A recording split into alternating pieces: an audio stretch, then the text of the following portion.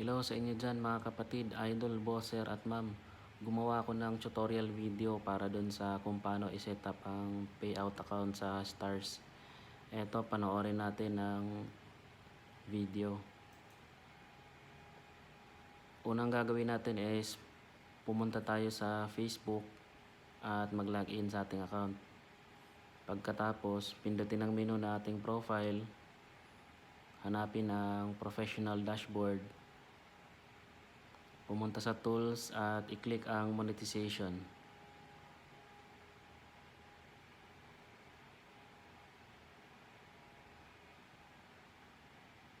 Tingnan natin kung meron bang nakalagay na setup sa gilid ng stars. Kung meron, pindutin ang setup.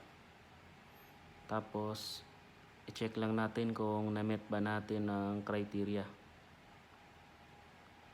Okay naman, check lahat. Mag-start na tayo para makapag-setup tayo ng payout account. Fill up lang natin yung required fields na nasa text box. Legal first name, legal last name, date of birth,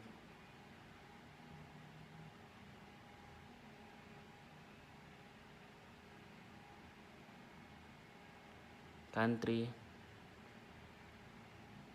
kung saan country kayo, hanapin nyo lang.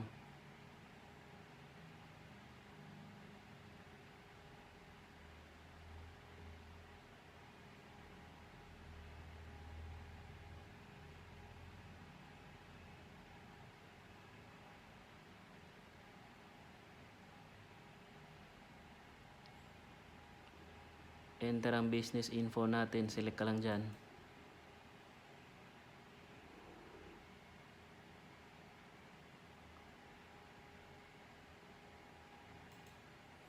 Next naman, ilagay natin ang ating legal middle name.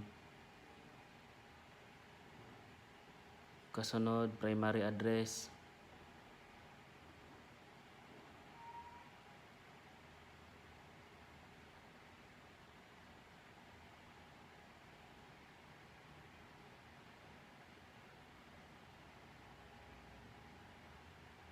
City, kung anong syudad na lugar tayo nasasakop.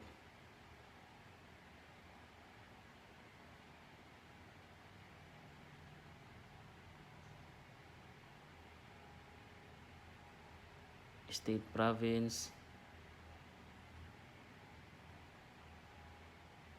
zip code,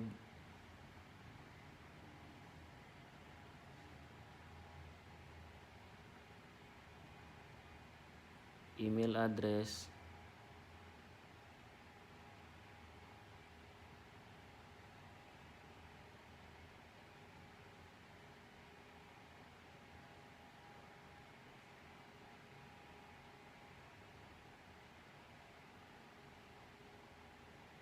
TIN number natin at VAT. Kayo na magtansya kung ilan yung VAT ang ilalagay nyo.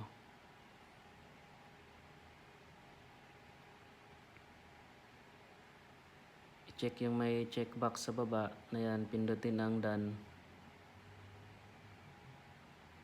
Andito na tayo sa payout method. Pipili ka dyan kung bank account ba gusto mo or PayPal account. Ako pinili ko is bank account. Fill up nyo ang account holder, name, kasunod ang SWIFT code.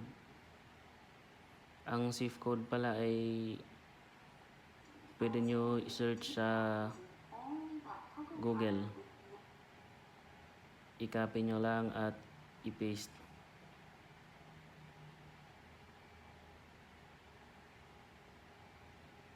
Sunod na ilalagay nyo is yung bank account number nyo. I-click yung link payout method.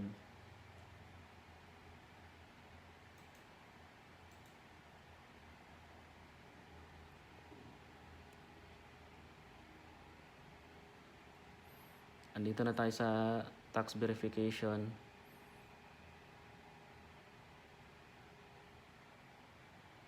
Pindutin ang add tax info. Diyan may option na pagpipilian kung US citizen ka ba o hindi. Dahil hindi naman tayo US citizen, pindutin ang no. Sa susunod naman na tanong kung agent pa tayo para mag-receive sa payment, pindutin ang no. Select lang natin ang country.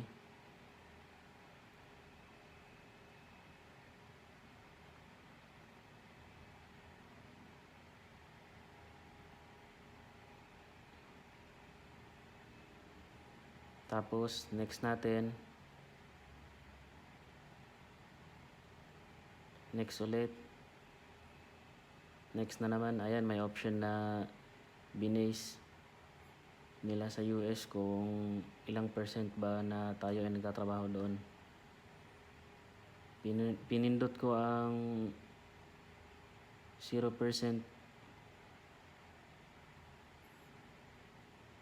Next mo lang, scroll mo pataas, may checkbox na ang nakalagay ay kung ikaw ba talagang identify sa form na finilapan mo.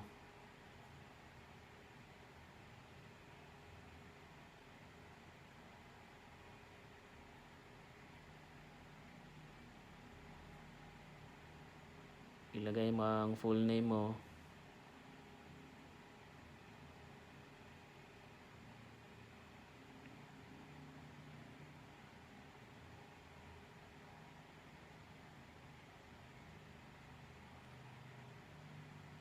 I-click ang next, ang submit form, at lastly ang done na button.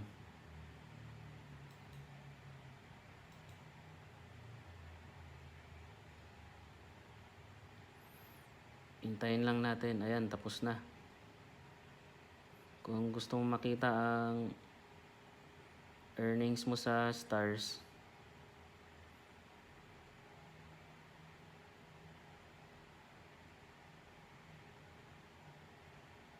pindutin mo lang yung arrow sa gilid. Sa insight naman, i-click mo lang yung see all.